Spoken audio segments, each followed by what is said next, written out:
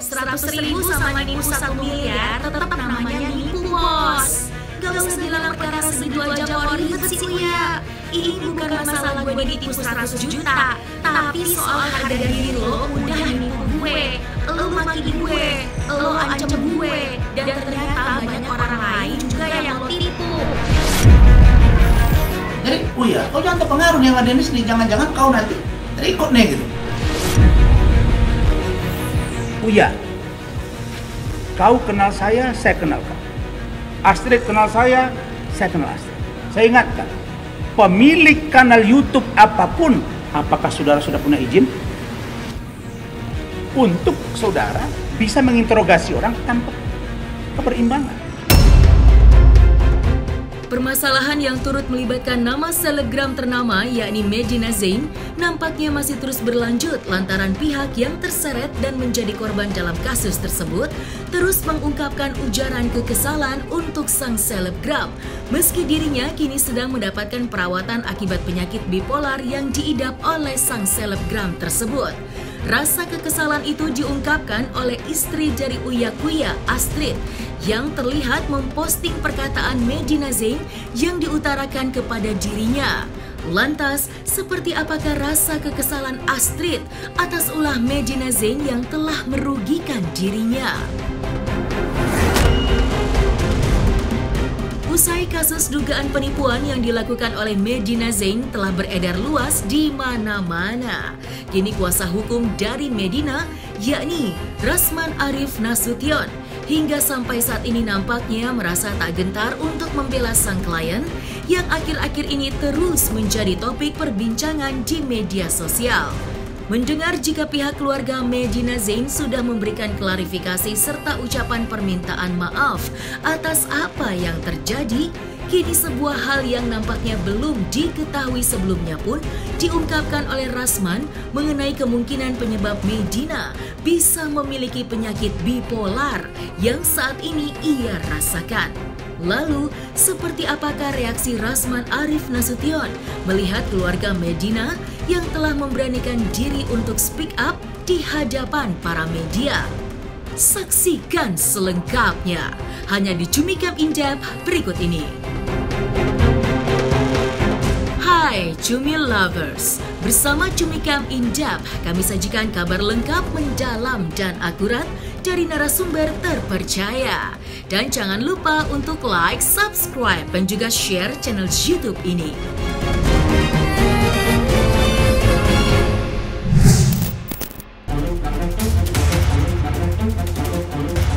Lika-liku kasus dugaan penipuan yang diduga dilakukan oleh Medina Zain hingga kini belum juga menemui titik terang akibat kondisi sang selebgram yang saat ini masih mendapatkan perawatan akibat penyakit bipolar yang dideritanya.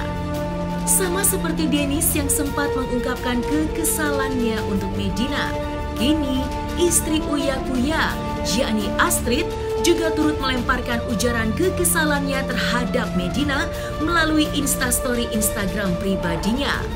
Lalu seperti apakah bentuk kekesalan Astrid kepada Medina Zain? Berikut kutipannya. Nipu 100.000 sama nipu 1 miliar tetap namanya nipu, bos. Gak usah bilang perkara segitu aja kok ribet sih, Uya. Ini bukan masalah gue ditipu 100 juta, tapi soal harga diri lo udah nipu gue. Lo maki gue, lo ancam gue, dan ternyata banyak orang lain juga yang lo tipu. Mau lihat opini orang soal kasus ini? Lihat aja komen-komen orang di YouTube dan semua sosmed. Gampang kok. Terus lo bilang lagi, ini orang bayaran. Bisa jadi 0,00001% komen belain lu, justru itu orang bayaran lo, Bang. Ujar Astrid di akun sosial medianya.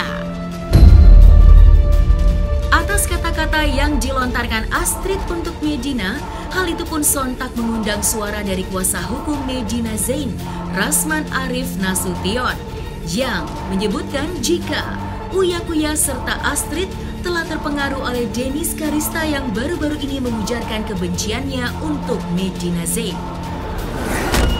Jadi, Uya, kau jangan terpengaruh nih sama Dennis nih. Jangan-jangan kau nanti terikut nih gitu.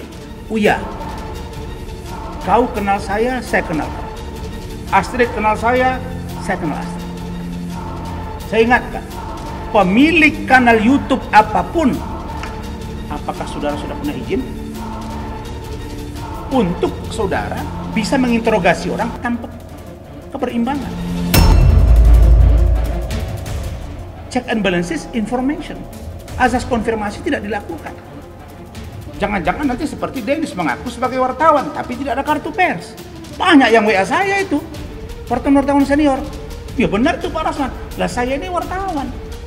Anda punya kanal YouTube belum tentu Anda wartawan. Anda reporter di situ menginterogasi orang, mengklarifikasi orang.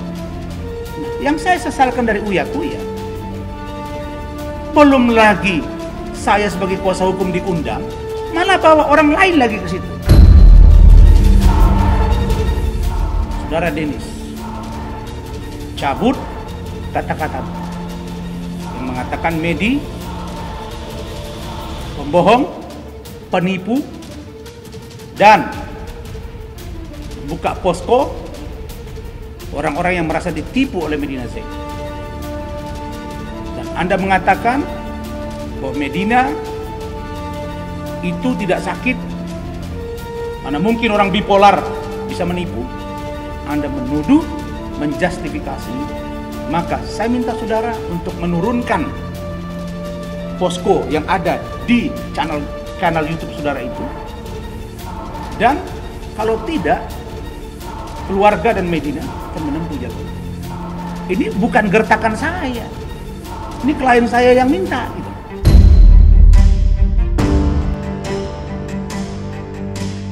Pihak keluarga Medina Zain yang baru-baru ini mengaku tak melepas begitu saja masalah yang dialami oleh Medina, nampaknya juga tak luput dari usaha Rasman Arif Nasution yang kini juga turut berjuang guna membela sang klien yang kini sedang terbelit masalah yang bertubi-tubi di saat sedang menjalani masa karantina di rumah sakit jiwa akibat penyakit bipolar yang dikabarkan diidapnya sejak lama. Lantas, benarkah jika penyakit bipolar yang diidap Medina kembali muncul akibat kedua orang tuanya yang memutuskan untuk berpisah? Berikut hal yang disampaikan oleh Rasman Arif mengenai hal tersebut.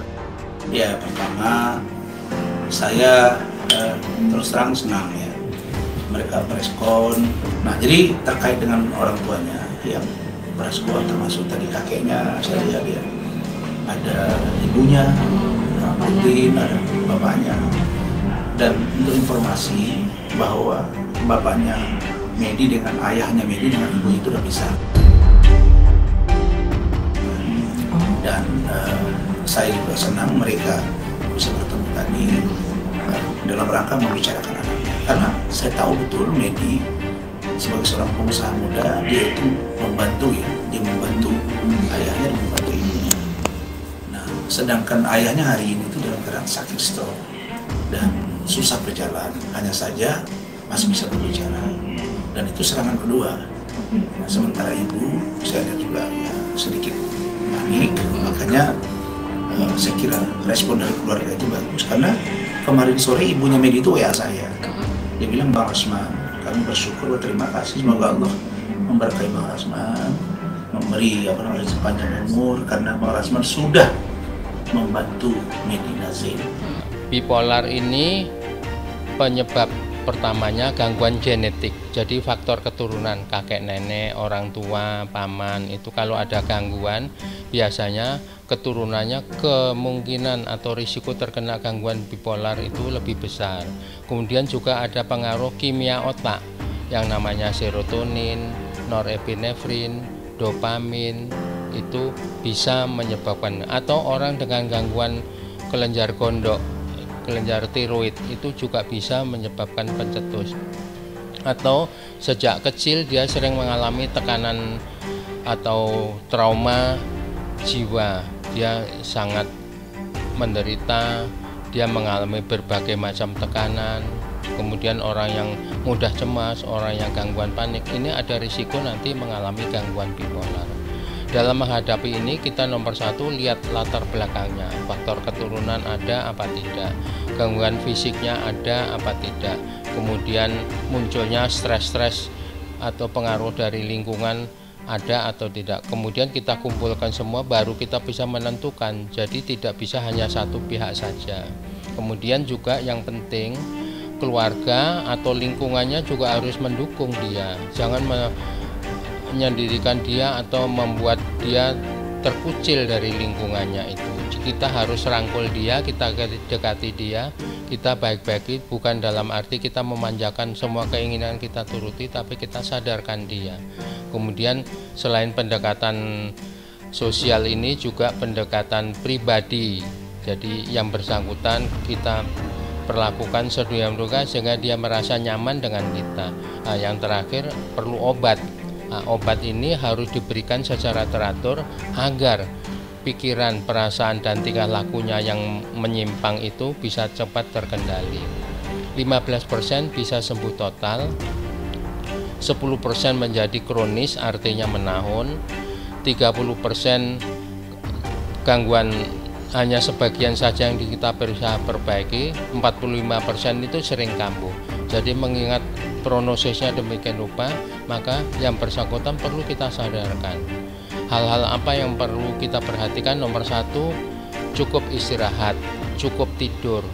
Kalau pada wanita misalnya menjelang menstruasi, kemudian waktu hamil, melahirkan anak, itu biasanya akan sering kambuh itu.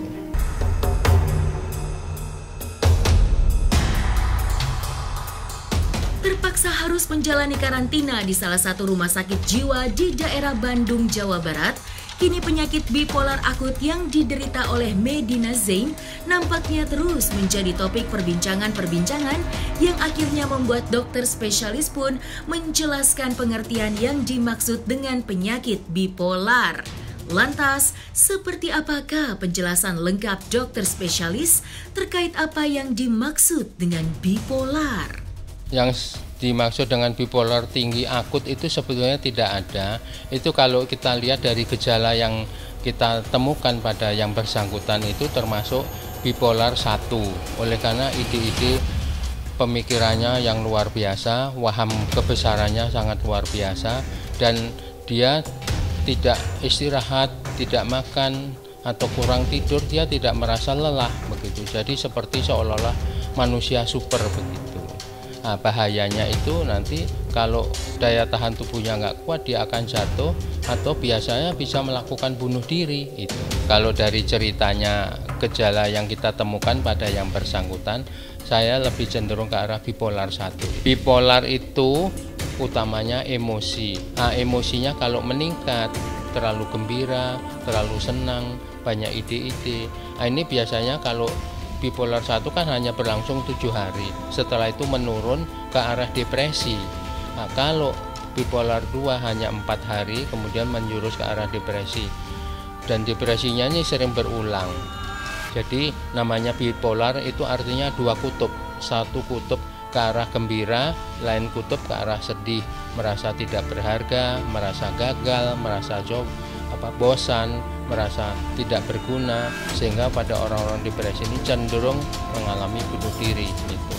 Kondisinya tidak masalah separah apapun, kalau yang bersangkutan bisa kita kasih obat dan dia bisa dibantu dengan lingkungan sekitarnya, pasti bisa diatasi. Oleh karena dengan pemberian obat, kalau terpaksa obat kita suntikkan, kalau tidak kita berikan obat untuk diminum secara teratur. Yang penting minumnya pada jam yang sama. Jadi emosinya kita kendalikan, kemudian emosinya kita kasih obat yang namanya mood stabilizer itu. Jadi penyeimbang atau bikin stabil emosinya sehingga nggak terlalu gembira, nggak terlalu sedih. Jadi kita batasi dengan pemberian obat ini, biasanya bersangkutan merasa nyaman, merasa enak, sehingga dia akan mau minum obat secara teratur. Saya menghimbau agar kita semua kalau menghadapi teman atau saudara atau siapapun yang mengalami gangguan bipolar, alangkah baiknya kalau kita tidak usah memberi tekanan atau membuli dia atau menyingkirkan dia dari lingkungan kita, kita tetap rangkul dia. Kenapa? Penyakit ini tidak menular. Penyakit ini justru karena tekanan lingkungan, karena pribadinya dia orang yang tertutup atau orang yang mudah panik. Justru harus kita selamatkan dia, bukan kita bikin dia jadi korban. Kalau kita pendekatannya manusia sesama manusia, saling mengasihi, saling memberi dan menerima, kita harapkan gangguan bipolar bisa diatasi dan kita harapkan dia bisa kembali lagi seperti fungsi yang semula.